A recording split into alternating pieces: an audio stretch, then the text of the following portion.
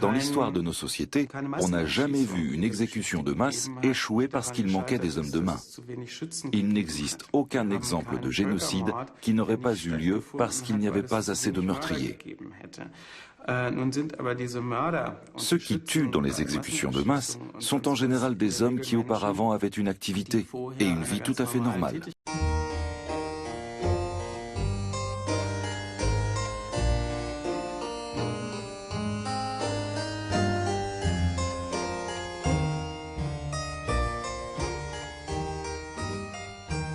Chers amis, bonjour. J'ai le plaisir de vous retrouver pour un livre tout à fait unique, exceptionnel, génial. Dans le panthéon de tous les livres que j'ai pu lire depuis que j'ai appris la lecture, celui-ci figure dans le top 3, incontestablement. Il s'appelle Le Principe de Lucifer et c'est une expédition scientifique dans les forces de l'histoire. Et Laurent Lemire, donc journaliste de Livre Hebdo à l'époque, avait dit diaboliquement dingue. Précisons tout de suite, ce n'est pas un livre sur le diable, hein. Contrairement à beaucoup d'autres, tout de suite, ils voient Lucifer, il grimpe au rideau, etc. Pas du tout. Ce n'est pas un livre de magie noire non plus, hein, précisons-le bien. C'est le cerveau en ébullition de Howard Bloom qui a accouché de ce livre parce qu'il était tombé malade. Il était tombé malade, il ne pouvait plus bouger, un peu comme le rédacteur en chef de Elle, le syndrome du scaphandre. Il ne pouvait rien faire que juste déplacer ses doigts. Et pendant des années, donc, pour ne pas mourir, on lui a installé tout un tas de systèmes qui lui permettent de lire des livres sans avoir à les tenir. Et ces 5 à 10 années de lecture lui ont permis vraiment d'écrire ensuite. Hein, il a été comme une éponge et d'un seul coup, paf, il a écrit ce livre, Le Principe de Lucifer, qui est à mon sens l'un des plus grands ouvrages jamais écrits de l'histoire de la littérature, très sincèrement. C'est l'anti-Jean-Jacques Rousseau. Hein, Jean-Jacques Rousseau vous dit que l'homme est né bon, gentil, etc. Voyons, Jean-Jacques, dans le contrat social, prend à bras le corps ce problème, qui est le problème capital de l'organisation sociale, quoi. Comment est-ce qu'on peut concilier l'autorité et la liberté?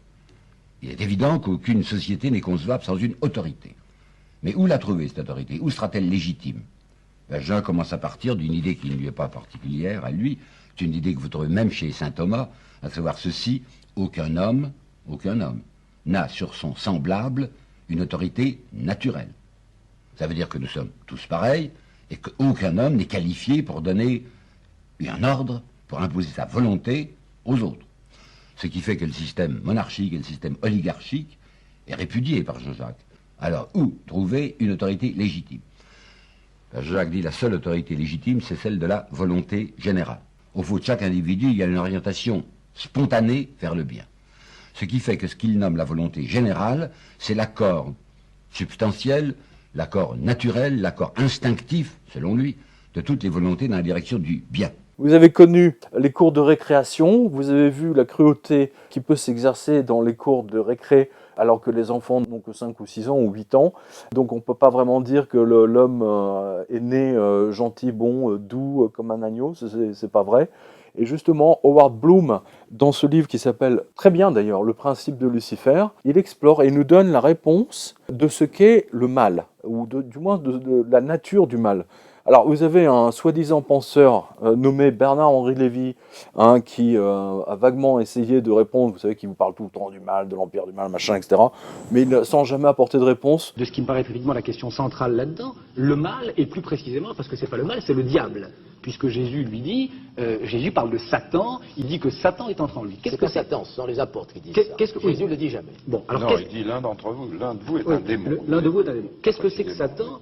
Et qu'est-ce que ça veut dire dans la configuration de l'époque? Qu'est-ce que ça veut dire pour un apôtre judéo-chrétien de cette époque-là? Satan, c'est Lucifer, Satan c'est le porteur de lumière, Satan c'est celui qui a donné aux hommes les arts et les lettres que Dieu avait tenus enfermés sous 7 sceaux, sous des sceaux, et donc Satan c'est d'une certaine manière l'intelligence, c'est la clairvoyance, c'est la pénétration, c'est tout ça Satan. Alors moi j'ai tendance à penser que le fait que Judas soit Satan, ça veut dire que dans ce groupe, dans cette cohorte d'apôtres, Judas était celui qui de manière immanquable était le plus à même de deviner, de reconnaître ce que Jésus annonçait en ce moment et de reconnaître le Fils de Dieu en Jésus. J'ai tendance à penser que ce message, qu'aucun des Grâce 11 au autres, diable. grâce au diable, Bon, bien alors entendu, vous admettez mais- l'existence du diable. Ah, jamais l'existence du diable. Et comment? Bien sûr, jamais l'existence du diable. Mais je dis que le diable, On n'aura si quand même s'en pas tient- perdu notre soirée si on complètement. s'en- Il Oui. reconnaît l'existence du diable. Vous connaissez mon goût pour les livres,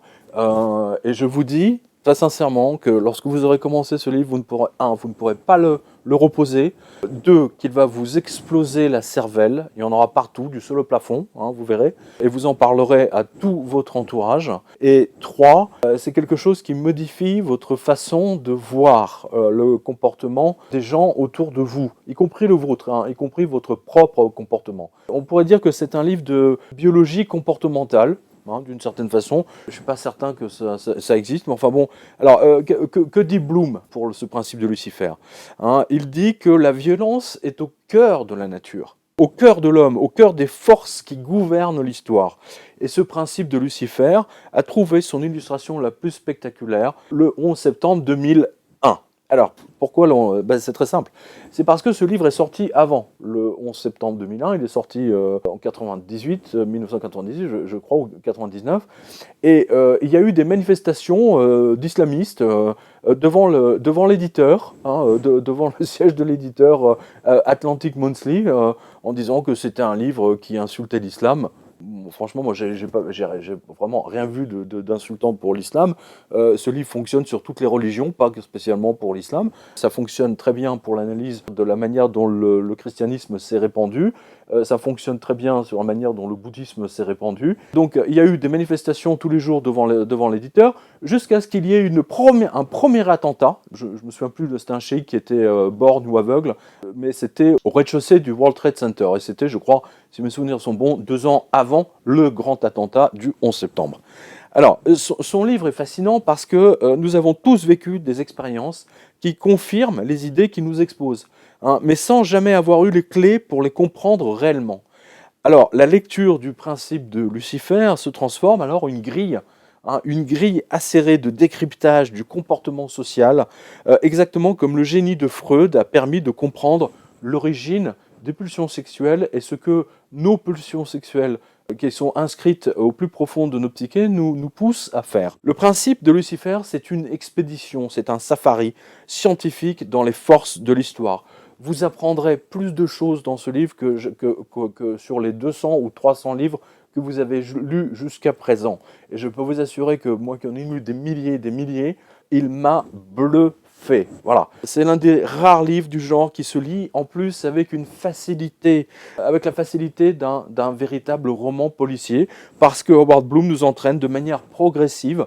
Hein, il applique l'effet escalier de l'écriture dans sa magistrale démonstration empirique. Je peux vous dire que pour moi et comme pour vous, il y aura un avant principe de Lucifer de Howard Bloom et un après la lecture du principe de Howard Bloom.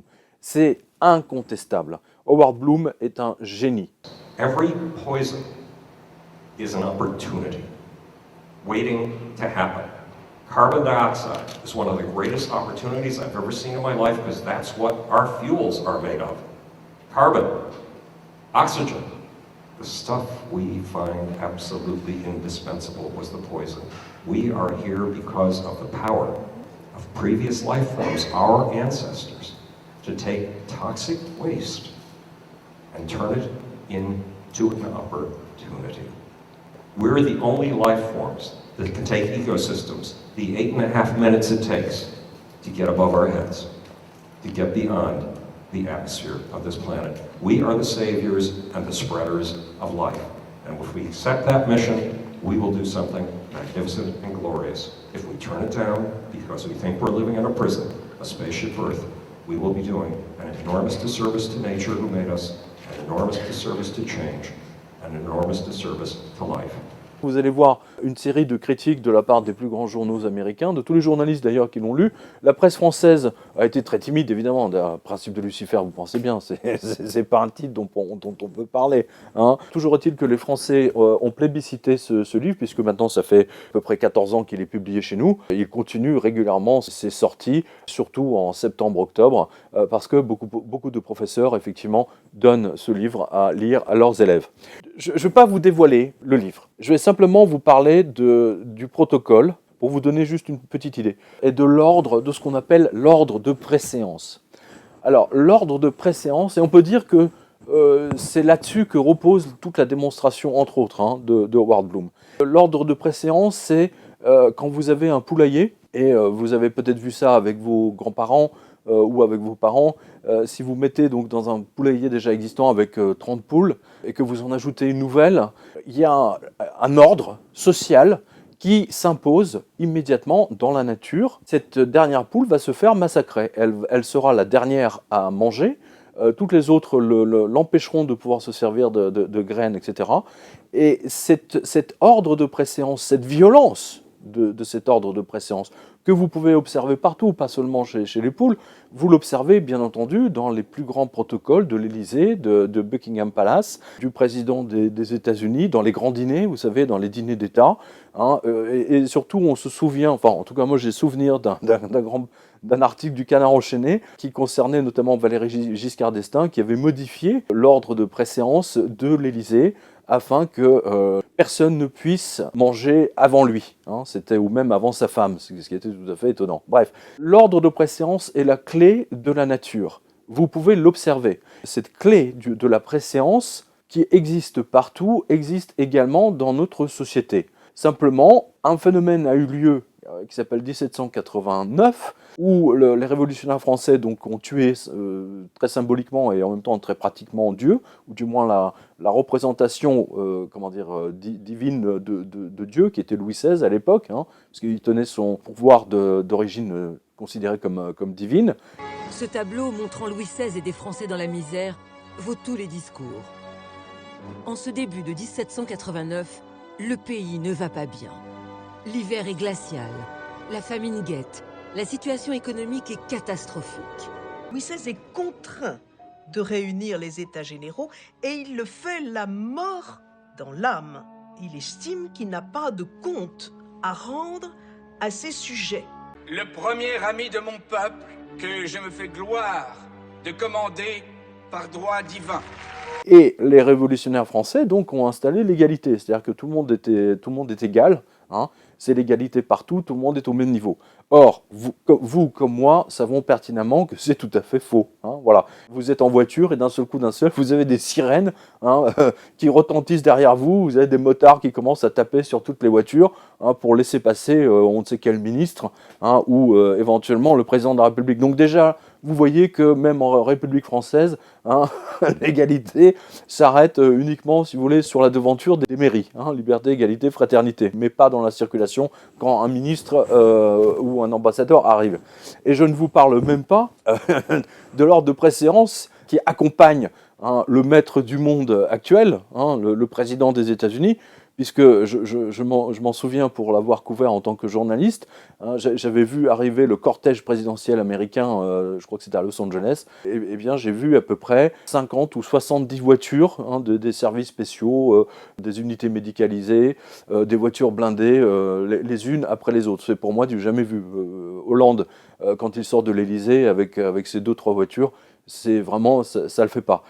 Donc, vous le voyez partout. En Angleterre, c'est encore plus précis, puisque vous avez, c'est une monarchie constitutionnelle, on va dire ça comme ça, parce que la reine est toujours là, c'est la reine des Anglais, et donc là aussi, dans l'aristocratie, vous avez cet ordre absolu de préséance, et notamment de celui qui, en fonction de son rang, est le plus proche possible de la prise du trône. La reine qui arrive. Voilà. Vous voyez que le protocole est particulier puisque la voiture de la reine s'avance beaucoup plus haut, elle n'aura pas à remonter tout le tapis rouge.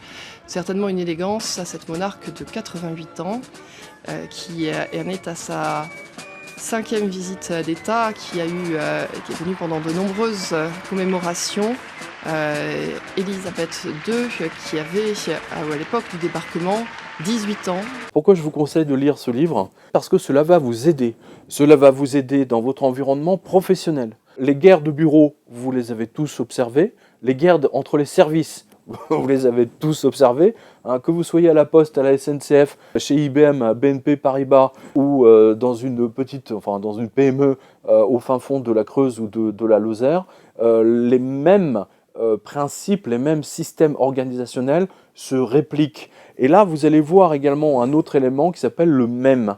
Donc le mème, j'aime beaucoup ce principe. Le mème, c'est par exemple une mélodie qui se réplique d'un cerveau à un autre. Et le mème peut également être une idée qui se réplique d'un cerveau à un autre. C'est quelque chose d'invisible. Le mème est quelque chose d'invisible, c'est une idée.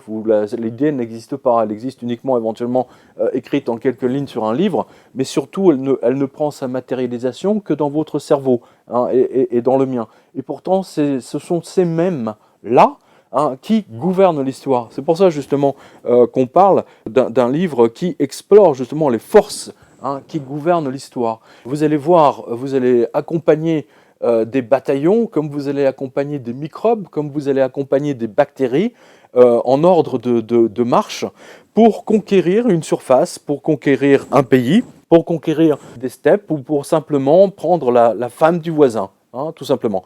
Tout ce qui se donne à nous, nous avons tendance à nous désintéresser. Et tout ce qui nous refuse, nous avons tendance à nous y intéresser. Le désir est un triangle parce que le désir subjectif ou objectif, c'est toujours une ligne droite. On part de l'objet pour aller au sujet, ou on part du sujet pour aller à l'objet. On désire un objet parce que cet objet est meilleur que les autres, ou c'est le sujet qui dit « moi, je désire ce que je veux, et j'ai élu cet objet-là ». Pas parce qu'il est meilleur, c'est tout ça, mais c'est moi. Ça vient de mon moi profond. Alors je pense que le roman montre toujours que derrière, il y a la bermaille, il y a les affiches. Donc, entre le sujet et l'objet, un médiateur. Un médiateur qui est capital. Qui est à la fois modèle. Modèle. Et alors, s'il est trop proche. Obstacle. Il devient obstacle. Et au fond, ce que dit Stendhal, c'est la même chose. Le monde moderne est un monde de rivaux malheureux, parce que ce sont des rivaux dans le monde du business et tout ça. Pas dans la chevalerie et des trucs lointains, métaphysiques, mais dans les affaires. Donc on est toujours malheureux parce qu'on a toujours un rival plus heureux, qu'on est obligé d'imiter. Vous allez voir également que lorsque vous avez terminé la lecture, votre façon d'analyser votre entourage, votre façon d'analyser le fonctionnement même de votre entreprise en sera changé à tout jamais et vous aurez une carte cachée avec vous. Vous aurez beaucoup d'avance sur tous vos collègues qui ne l'auront pas lu. Je l'ai vu en œuvre, personnellement, dans plusieurs entreprises. Je vais vous lire une sorte de résumé. C'est un avant-propos que j'avais écrit à l'époque, tellement j'étais enthousiasmé par le travail de Howard Bloom. J'en profite, je lui rends hommage à travers cette vidéo. Le principe de Lucifer, voilà, c'est un livre qui vous marque le cerveau au fer rouge, oui, vraiment. Et de ces livres, il en existe, quoi que l'on pense, très peu. J'ai lu Le principe de Lucifer tout à fait par hasard aux États-Unis et je me revois encore fasciné, enthousiasmé, expliqué à mon entourage avec la plus grande solennité que c'était le livre le plus important jamais lu en 20 ans. En effet, malgré une consommation de livres intense, je n'avais pas le souvenir qu'un auteur, hormis Freud, réussisse non seulement à captiver à ce point, mais en plus à nous donner, comme Sigmund Freud, une grille qui permet de comprendre, de voir enfin le monde social autour de nous tel qu'il est vraiment. Une vision sans les lunettes roses de Jean-Jacques Rousseau, qui pour moi, personnellement, je veux dire, même si les livres, les idées de Jean-Jacques Rousseau ont été extraordinairement, utiles, notamment pour la Révolution française, tout le monde sait que c'est entièrement faux. Et d'ailleurs, plus récemment, de la Déclaration de Séville, pour qui, écoutez bien, la violence n'est ni notre héritage évolutionniste, ni présente dans nos gènes. À peine. C'est complètement faux. Vous le savez, j'ai un chat qui parfois vient nous rendre visite, lors des revues de presse. Et ce chat, je l'ai eu bébé, il était tout gentil, tout mignon, mais dans son ADN, il y a des choses écrites qu'on ne voit pas, que le vétérinaire ne voit pas, mais il y a toute une base de données de son comportement qui, lorsqu'elle avait 6 mois ou 7 mois, elle a vu un pigeon pour la première fois, elle a pété un plomb. Tout de suite, tout son logiciel de chasse, ses griffes acérées, etc., tout est sorti d'un seul coup, paf, elle était devenue le félin qui doit tuer, voilà, parce que c'est marqué dans son ADN, voilà, c'est comme ça. Le monde l'a vu, c'est marqué dans la nature. Donc vous voyez bien que l'extrême gauche nous abreuve d'idées d'une stupidité sans fin, comme celle-ci, par exemple, la violence n'est ni notre héritage évolutionniste, ni présente dans nos gènes. Bah si, et l'extrême gauche, Staline, Lénine, ils n'ont pas fait dans la demi-mesure, me semble-t-il, lors de la révolution russe. Ils étaient même les premiers usagers d'une violence absolument inouïe, à l'encontre des propriétaires terriens ou simplement de l'armée des tsars. Je dirais même qu'ils ont été d'une violence et d'une cruauté absolument sans nom. Staline, le tyran rouge. Le film que vous allez voir dans un instant raconte l'histoire d'un des plus grands criminels du XXe siècle. Au départ, sa motivation n'était ni l'argent ni la gloire. Staline croyait à l'égalité entre les hommes. Son idéologie était le communisme qu'il a tenté d'appliquer en Union des républiques socialistes soviétiques. Mais dans les faits, Staline a martyrisé son peuple. On estime aujourd'hui qu'il est responsable de la mort de 20 millions de personnes. Staline, le petit père des peuples, était un être sanguinaire, paranoïaque, fanatique. Pendant près de 30 ans, personne n'a su l'arrêter. Staline est mort il y a un demi-siècle, mais le monde d'aujourd'hui n'est pas plus qu'hier, à l'abri d'hallucinations collectives, de régimes tyranniques et de crimes de masse. Ça permet de rassurer et d'être parfaitement hypocrite, vous voyez, de vivre dans un monde très hypocrite. Mais voilà, c'était sans compter donc sans Howard Bloom qui a remis les pendules à l'heure d'une telle manière que, après 12 années de recherche et d'écriture, qu'il lui a fallu, malgré son carnet d'adresses fourni, il a quand même présenté son manuscrit, écoutez bien, à 32 éditeurs new-yorkais pour qu'il y en ait un finalement qui ose le publier. Parce qu'ils ont tous dit « Ah ben monsieur, non, on ne peut pas dire des choses comme ça, c'est pas possible. » Vous voyez, c'est comme le Louis de Zemmour en fait, finalement. Vous voulez dire en substance, puisque en revanche, vous évoquez ce choc de civilisation, ou en tout cas ce que vous décrivez comme une guerre civile dans notre pays. Ça, je pense effectivement que la situation actuelle qui fait que les communautés se figent, se durcissent, se séparent sur le territoire de la France, est une situation dramatique qui va conduire à la libanisation de la France, avec en perspective une guerre civile entre des communautés qui n'ont plus rien à se dire et qui vont s'affronter parce qu'elles n'auront plus les mêmes valeurs, parce qu'elles n'auront plus les mêmes intérêts. J'essaye d'analyser rationnellement une situation.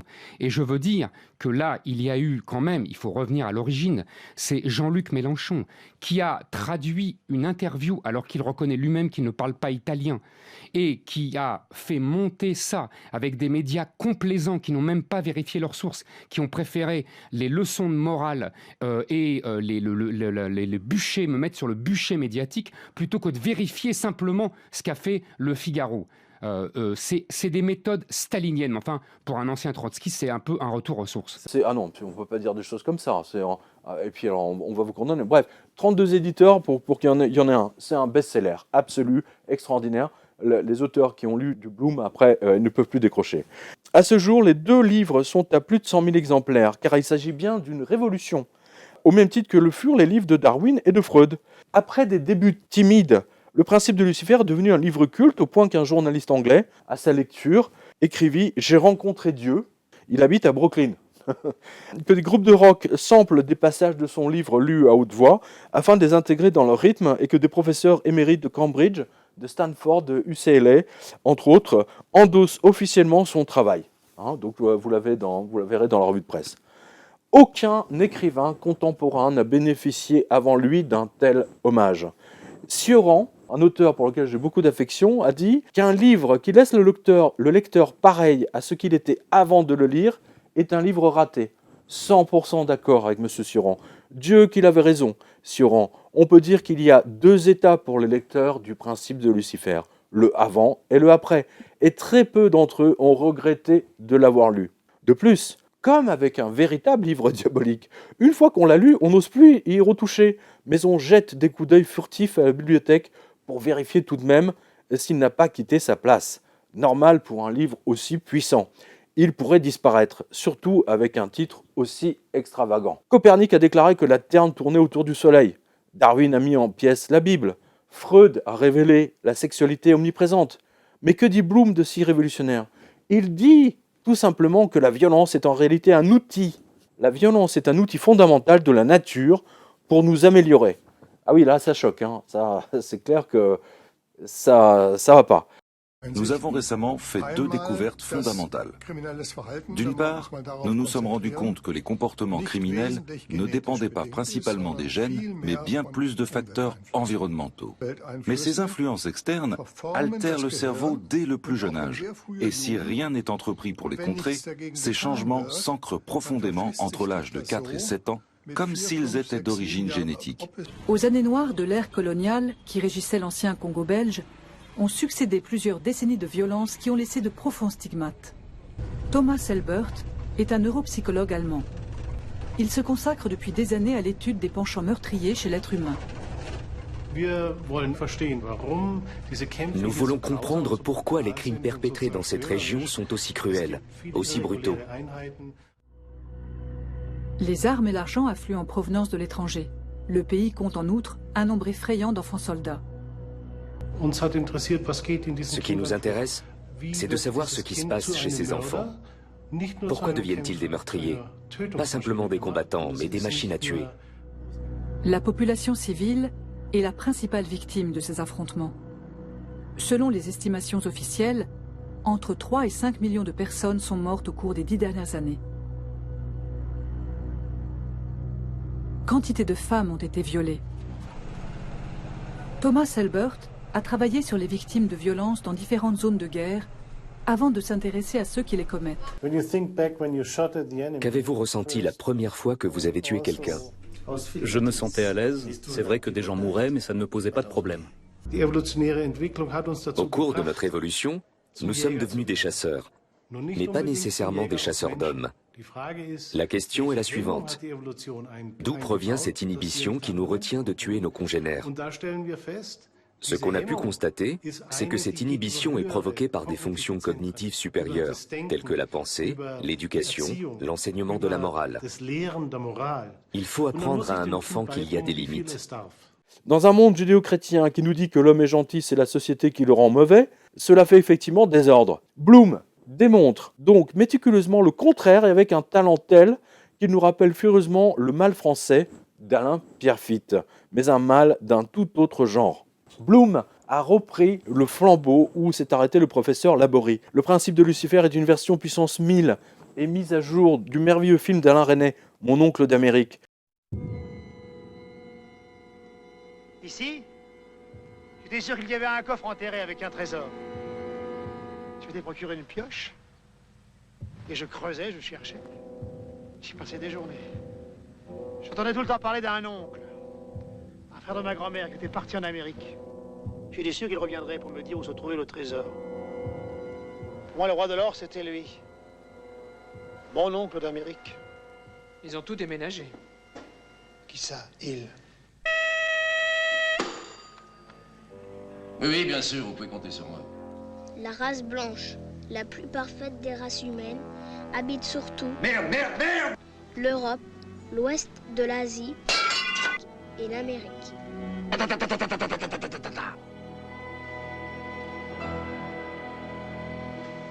puis il faut bien qu'il y ait un chef. Et si on devait comparer ce livre à une œuvre d'art, le principe de Lucifer de Bloom serait alors le Jardin des délices de Hieronymus Bosch, par opposition au Jugement dernier de Michel-Ange. Bloom est l'anti-Rousseau, un auteur qui, grâce au fulgurant progrès scientifique de ces dernières années, a décidé de ne pas tricher et de ne pas nous tendre un miroir prédéformé à nos propres idéaux. C'est pour cela que son livre est totalement fascinant, d'autant que nous avons tous vécu ou vu les idées qu'il nous expose, mais sans jamais avoir eu les clés pour les comprendre réellement, pour les mettre en forme. Alors, après la lecture, ou à la lecture du principe de Lucifer se transforme en une grille acérée de compréhension, comme je vous l'ai dit tout à l'heure, de comportement social, exactement comme la lecture de Freud nous permet de comprendre l'origine des innombrables pulsions sexuelles. Le principe de Lucifer est une expédition scientifique dans les forces de l'histoire. C'est l'un des rares livres scientifiques qui est compréhensible de tous et qui se lit avec la facilité d'un James Bond, parce que Bloom nous entraîne de manière progressive dans sa magistrale démonstration empirique. Alors vous me direz, que vient faire Lucifer là-dedans? Eh bien, c'est Sioran, une fois de plus, qui a la réponse. Si vous voulez, je suis pareil au diable, qui est un individu actif, dit-il, un négateur qui met les choses en branle. Voir les choses telles qu'elles sont, rend la vie presque intolérable. Moi, parce que je crois avoir vu, disons en partie, les choses telles qu'elles sont, je n'ai pas pu agir. J'ai toujours resté en marge des actes. Alors, est-ce qu'il est souhaitable pour les hommes de voir les choses telles qu'elles sont? Je ne sais pas. Je crois que les gens en sont généralement incapables. Alors, il est vrai que seul le monstre peut voir les choses telles qu'elles sont, puisque le monstre, il est sorti de l'humanité. Certes, on a du mal à croire Sioran, mais comme on l'a vu précédemment, il y a le avant et le après de la lecture de ce livre. Et dites-vous bien, les grandes guerres napoléoniennes, toutes les guerres précédentes, toutes les guerres qui ont lieu partout à travers le monde, eh bien, elles n'ont qu'une seule origine, effectivement, le principe de Lucifer que Howard Bloom vous explique. Et je vous en supplie, lisez-le. Eh bien, sincèrement, si je peux vous redonner la lecture, le goût de la lecture avec ce livre, eh bien, c'est tant mieux. Au moins, j'aurai accompli ma tâche dans cette vie. Merci à vous.